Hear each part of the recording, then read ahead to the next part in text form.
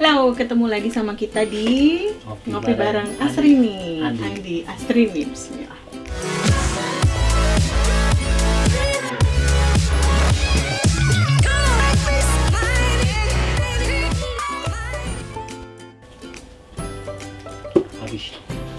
Habis kopinya.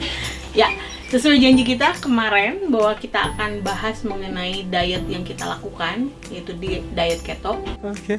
Tapi sebenarnya kita mau ngomong dulu nih sama teman-teman di rumah atau yang nonton kita nih, diet itu terserah terserah kalian semua, terserah teman-teman di rumah mau pakai diet apa, why? Kenapa? Karena itu back on kembali lagi ke tubuh kita, sukanya yang mana gitu ya. Nah, modal dan ya memang diet keto agak lumayan katanya orang. Kenapa? Karena kita kan tapi sebenarnya enggak juga sih. Nanti aku bahas deh budget tentang diet keto. Jadi saya kembali lagi bahwa diet itu semacam kayak tubuhnya enaknya pakai diet mana, mau vegan, mau paleo, apalagi sih diet apalagi sih? Banyak sih.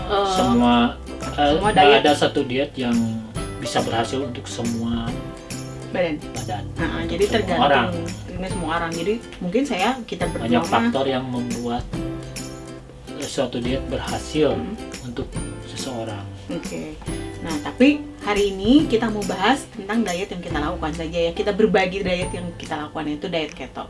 Nah, what is diet keto, Pak? Keto itu dari asal kata ketosis. Jadi ketosis itu proses pembakaran lemak sebagai sumber energi. Mungkin tubuh itu bisa dua sumber energinya, bisa glukosa, bisa keton. Keton itu berasal dari lemak. Kalau glukosa biasanya dari karbohidrat. Tapi glukosa juga bisa, jadi lemaknya bisa dirubah ke dalam glukosa, atau protein juga bisa entarnya dirubah ke dalam glukosa. Jadi kita itu mayoritas sumber energinya dari keton. Kalau yang diet keto, jadi sumber energinya dari keto. Iya. Gitu. Oke. Keton. Siapa sih nemuin, Pak? Yang nemuin sih nggak ada ya, cuman dulu tahun 1920 itu dipakai pertamanya untuk terapi epilepsi. Oh, penderita epilepsi. Ya, makanya untuk mengurangi frekuensi kejang epilepsi ternyata efektif pakai diet keto. Oke. Diet keto apa sih yang boleh dimakan dan nggak boleh Jadi gini, dimakan? Diet keto itu hampir, tadi kan kalorinya hampir 70% dari lemak, 20%-nya dari protein, sisanya dari karbohidrat. Dan karbohidratnya pun dipilih yang tidak menaikkan gula darah secara signifikan. Jadi dipilih yang slow carb, seperti orang banyak belum tahu ya bahwa sayur itu karbohidrat juga. Dia masuknya slow carb, jadi kalau kita makan nggak seperti donat, mungkin kalau kita makan si gula darah langsung naik. Iya gitu. Oke, jadi kalau diet keto itu hampir 70% berasal dari lemak baik ya. Ya, lemak itu kan ada spektrumnya, ada sebarannya, Bu. Jadi ada lemak sehat, lemak ya yang pertengahan, dan lemak jahat. Oke, contoh lemak sehat. Lemak sehat, avocado. Oke, saya punya. Nah ini PCO atau MCT, dark coklat, olive oil ya. Olive oil. Kalau yang pertengahan ya kayak saturated fat atau minyak, lemak jenuh ya, dari Lemak sapi atau dari ayam gitu, itu pertengahan. Kalau yang jahat lemak trans itu nggak boleh konsumsi. Oh ya, nggak boleh. Kita nggak konsumsi itu. Namanya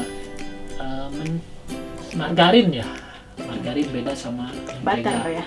Ya, butter itu kan mentega ya. margarin beda sama butter. Harap dibedakan dan jangan tertipu dengan iklan. Jadi itu tetap trans fat Kita nggak konsumsi itu. dan lemak-lemak dari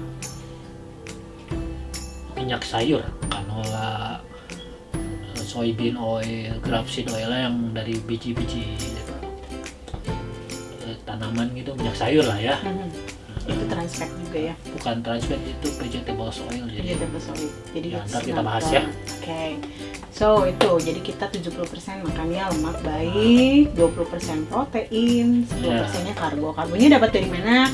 Biasanya kita dapat dari sayuran, gitu ya. Sayuran shirataki. Nah, that's pengganti nasi kita, pengganti mie kita biasanya konsumsi shirataki, gitu ya. Kenapa makan shirataki sedikit aja itu bikin kenyang lebih lama. Nah, itu penggantinya. Oke, that's jenis makanan itu udah keto. Lalu untuk membantu supaya ketosis, kan ada istilah nih, kita lagi fase ketosis nih gitu. Nah, kalau perlu kita ketahui kalau kita bukan keto banget ya, tapi ketotarian ya.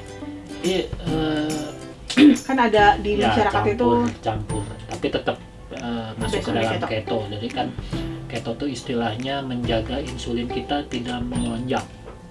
Jadi kan insulin itu hormon anabolik.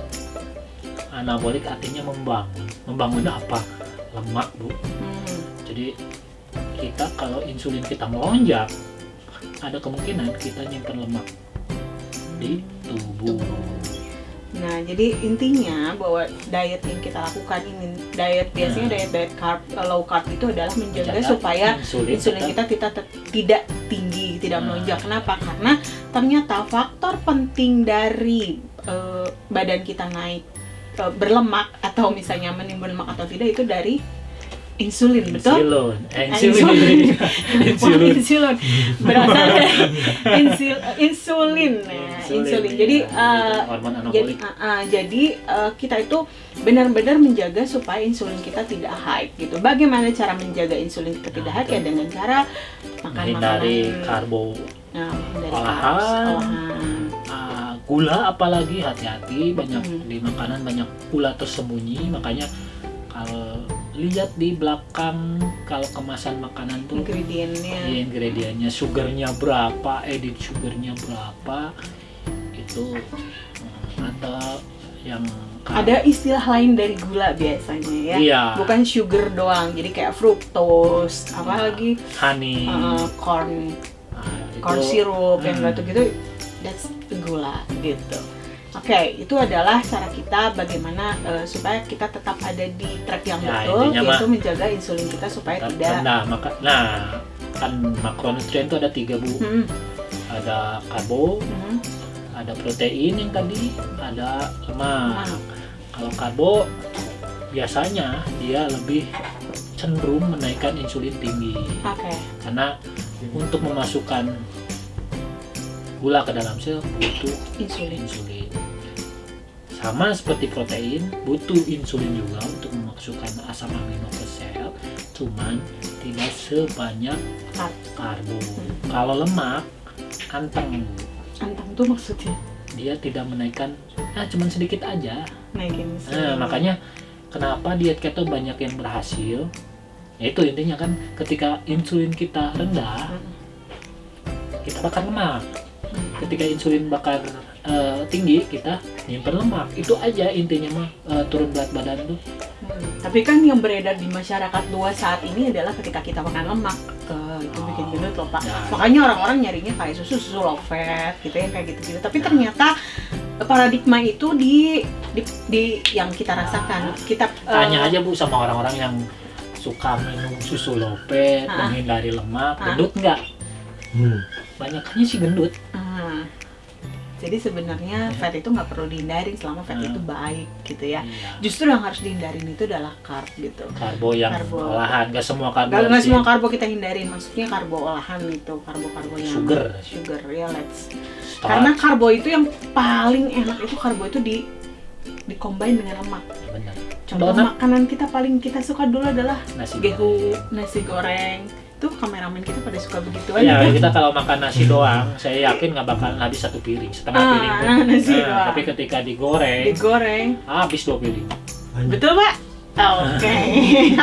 Nah, so jadi itu yang paling enak. So jadi ya kita coba menghindari, sebenarnya bukan menghindari sih, mensubstitusi ya, mengganti karbo-karbo yang tadi dengan kita Pak, kita masih bisa makan gorengan? Masih ya? Gorengan iya. Masih, kita masih bisa suka makan sekali-kali sekali-kali aja. aja. Kadang rindu ya. Kangen, Kangen sama iya. Makanan yang paling kamu kangenin apa sih?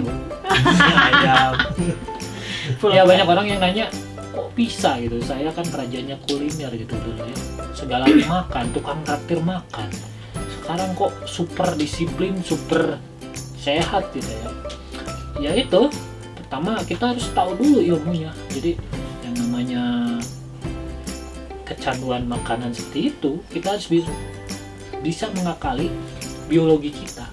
Jadi teman-temannya Andi, mohon maaf ya, nggak akan pernah lagi traktir. Pak, ya donat lah. Biasanya dia kan suka ngeraktir orang, tapi dia nggak mikirin tuh ingredientnya. Sekarang kan kita mau bikin sehat ya, teman-temannya Andi juga gitu. Jadi kita nggak akan traktir makanan yang high. Kro gimana Kro? Lu nggak akan makan dikasih traktir itu juga, lu akan kita kasih makannya. Kemarin aku masakin itu Indomie. Indominya enak katanya. Nah itu dia, chefnya rada melenceng. Oke, that's keto. Jadi keto itu adalah ya 70% lemak, 20% protein, 10% adalah carbs. Betul? Oke. Itu diet keto kita. Terus fase ketosis tadi kita udah bahas. Jadi intinya bahwa kita menjaga makanan yang tidak naikin insulin secara drastis. Kenapa? Karena ternyata adalah yang buat lemak di dalam tubuh itu, yang bantu nyimpan lemak dalam tubuh itu ternyata adalah insulin. Iya, jadi ketika tubuh merasakan ada kelebihan energi dalam glukosa itu energi ya. Dia akan disimpan, dibantunya sama insulin. Jadi sebenarnya harus tahu juga itu yang di perut itu apa, itu tuh cadangan energi. Jadi sebenarnya kalau perutnya masih agak sedikit jangan takut kelaparan. Jangan takut kelaparan, udah aja dibongkar itu cara bongkarnya ya tadi. Nah itu makanya, tapi masalahnya kalau nggak pakai ilmu yang tepat nggak bisa kebongkar. Sometimes jadi orang balik lagi jadi ya. Kan jadinya tuh orang shortcut gitu ya, memakai pil atau ramuan supaya beranggapan bahwa itu bisa menurunkan, membakar lemak. Tadi kan intinya mah di situ, Bu. Insulin tinggi nyimpen lemak, insulin rendah bakar lemak. Jadi jangan, hati-hati, jangan percaya sama yang instan. Jadi istilahnya kita nyimpan lemak sebanyak puluhan tahun, nggak bisa kita bongkar secara instan. Harus ada usaha, no pain no gain. Iya. Tapi usahanya nggak susah kok. Nggak, dan nggak lapar. Jadi balik lagi aja caranya. Iya. Kembali ke rumah. Yuk masak bareng, makan real food lagi gitu. Iya. Makan makanan rumah. Bener. Ya, udah gitu. Nanti juga akan kita bahas apa saja sih jenis makanan yang memang bisa membantu membongkar lemak dalam tubuh kita. Iya. Benar? Termogenesis dan kawan-kawan. Kita tuh sering merasakan bahwa perut kita ditarik-tarik. Panas. Why? Haridang itu karena kita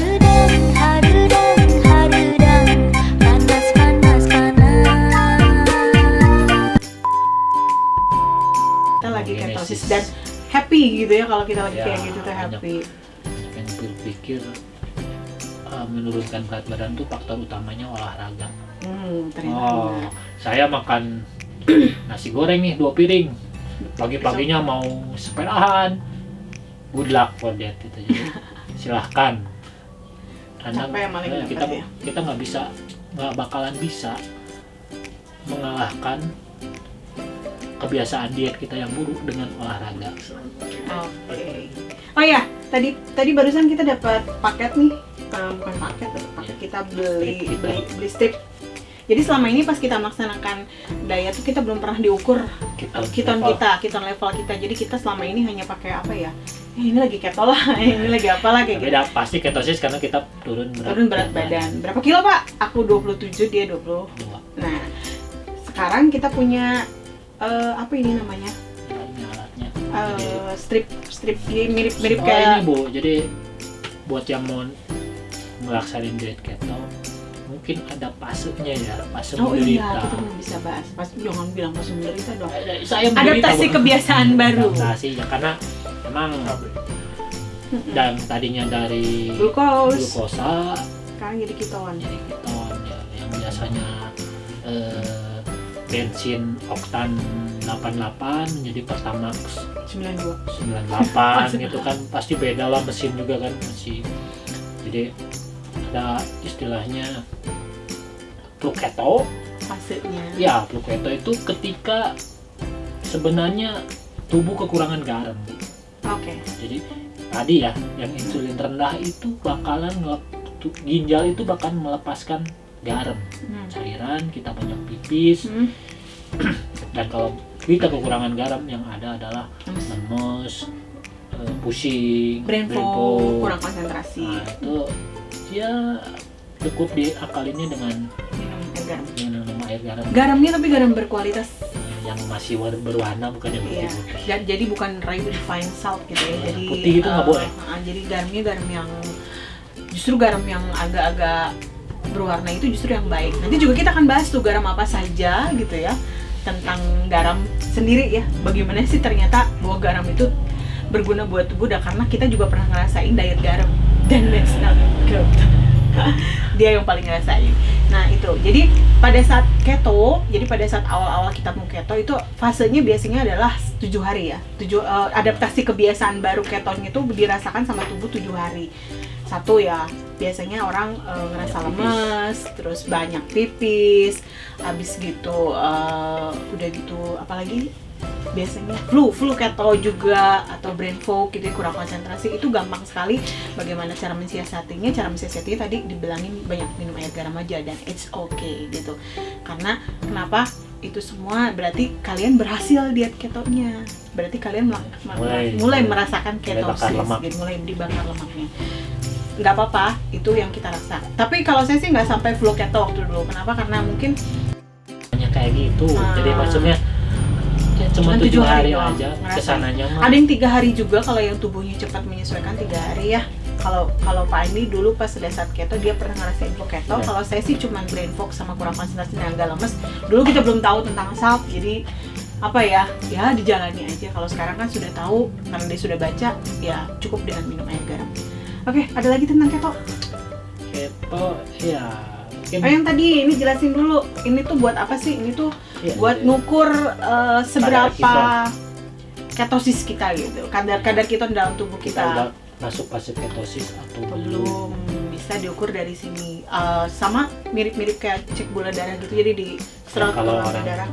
Orang keto mah bukan gula darah yang diukur, ketonnya. Keton yang diukur. Oke. Nanti kita juga akan bahas berapa sih kadar keto yang paling keton, kadar keton bahwa kita sudah melaksanakan keto, sudah di tubuh kita sudah ada ketosis gitu ya. Ada lagi tentang keto? Ya, mungkin untuk saat ini itu aja. Kalau ada pertanyaan boleh ya di komen aja, nanti kita ada Q&A. Dan yang ngasih pertanyaan kali ini kita akan kasih giveaway-nya apa ya, tulis dulu aja pertanyaannya. Oke? Sampai ketemu lagi di Ngopi Bareng Andi Asrini. Sampai ketemu, bye. Jangan lupa like, comment, and subscribe. Karena subscribe itu